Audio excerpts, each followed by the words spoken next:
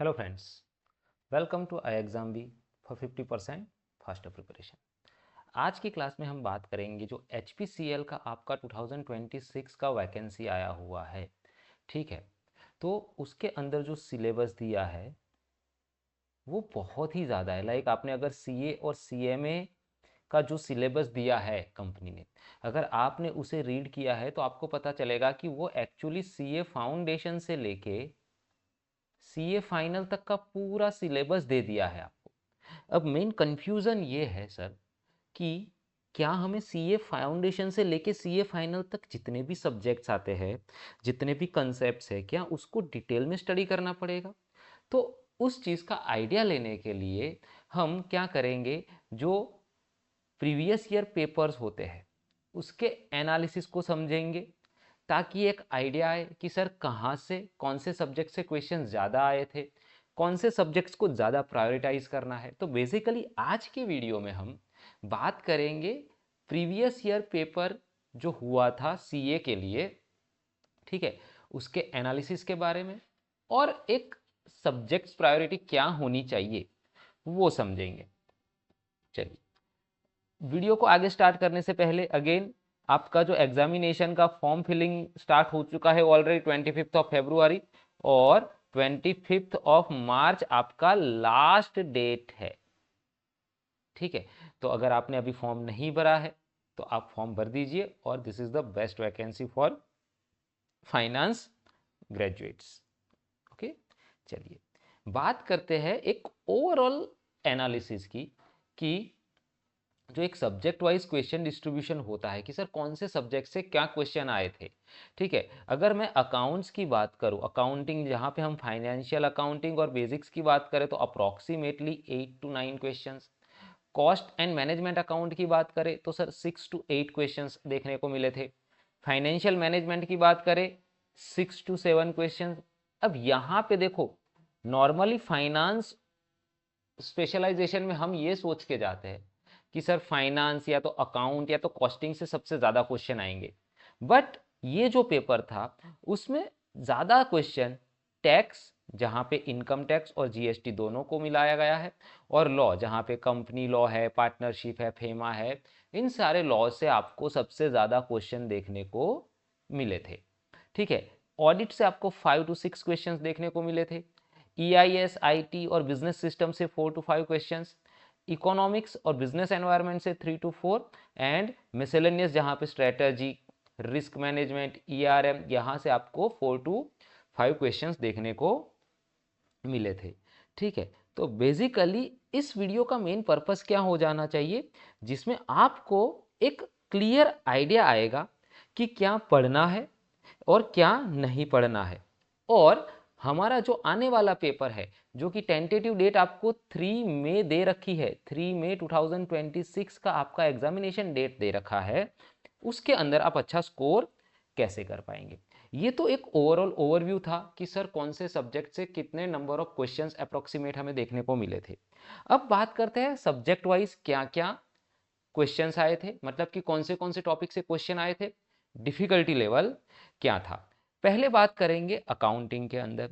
अब देखो, अकाउंटिंग के अंदर आप देखोगे ना, तो आपका जो जर्नल एंट्री है, लेजर है, ट्रायल बैलेंस है, ठीक है, गुडविल है, रिसीवेबल्स है, qualitative characters, accounting system components, business transaction identification, मोटा मोटी देखा जाए तो ये ना बहुत बेसिक लेवल पे था ये क्वेश्चंस, बहुत ही बेसिक लेवल पे।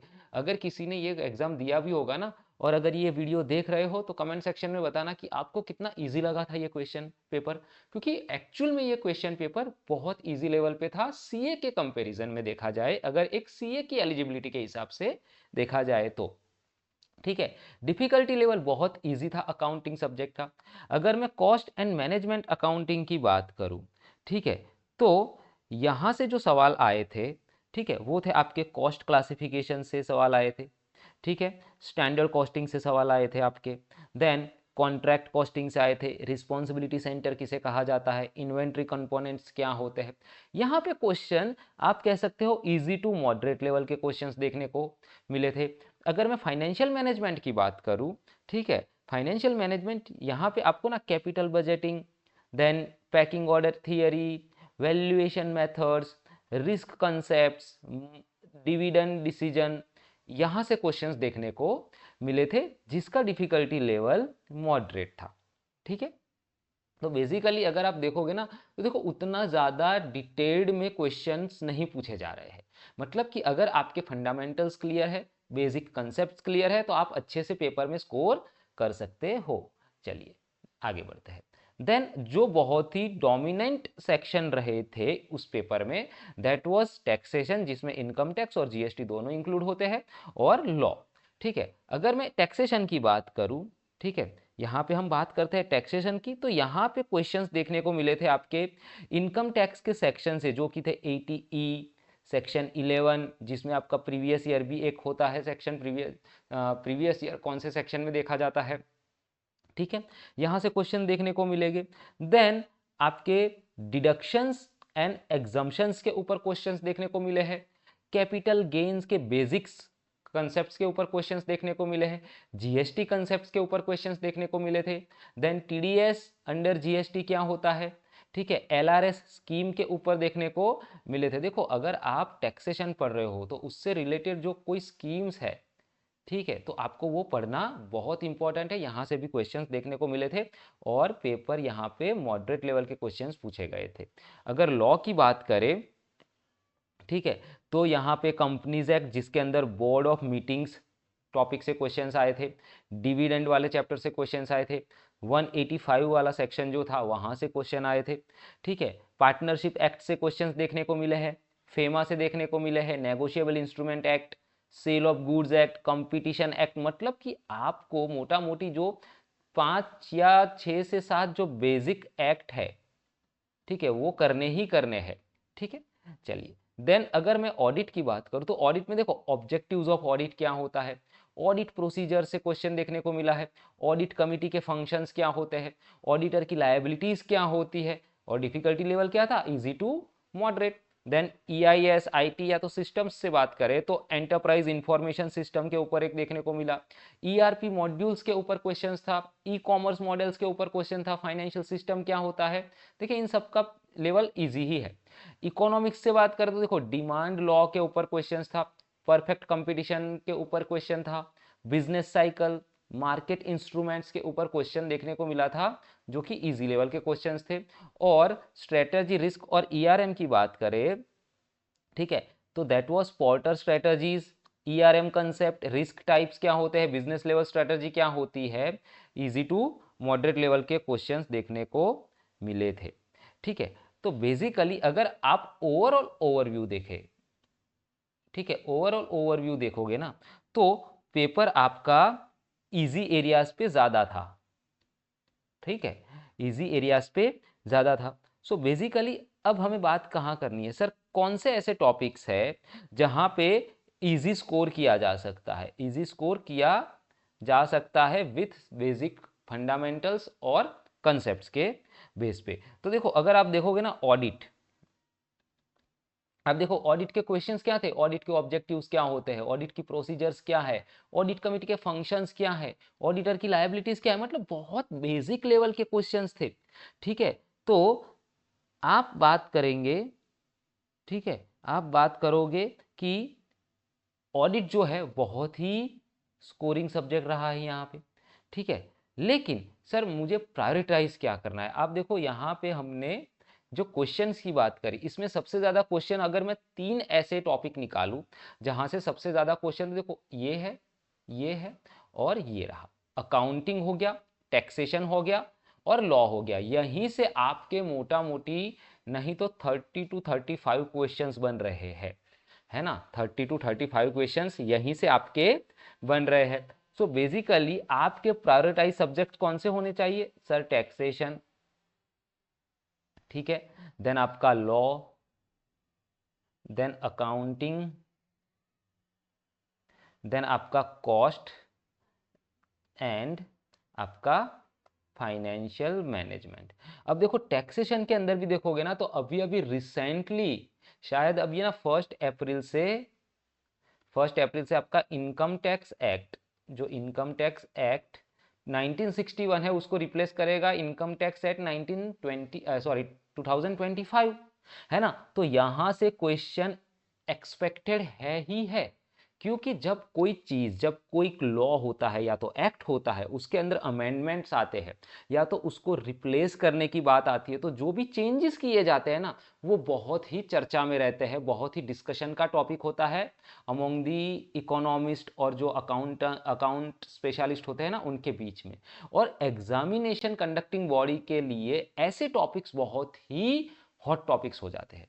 तो टैक्सेशन के अंदर, देन लॉ के अंदर ये जो अमेंडमेंट्स आते रहते हैं, चेंज आते रहते हैं ना, वो बहुत ही इंपॉर्टेंट टॉपिक्स हो जाते हैं और बहुत ही एक्सपेक्टेड होता है कि वहां से क्वेश्चंस आपको देखने को मिलेंगे। तो आपके प्रायोरिटाइज सब्जेक्ट कौन से again taxation, law, accounting, cost, F. तो सर जो दूसरे सब्जेक्ट्स है क्या उसको स्किप करना है? नहीं, उसको स्किप नहीं करना है, लेकिन आपको पहले इन सब्जेक्ट्स के ऊपर फोकस करना है, जहां पे आपको यहां से बहुत ही अच्छे से प्रैक्टिस करनी है।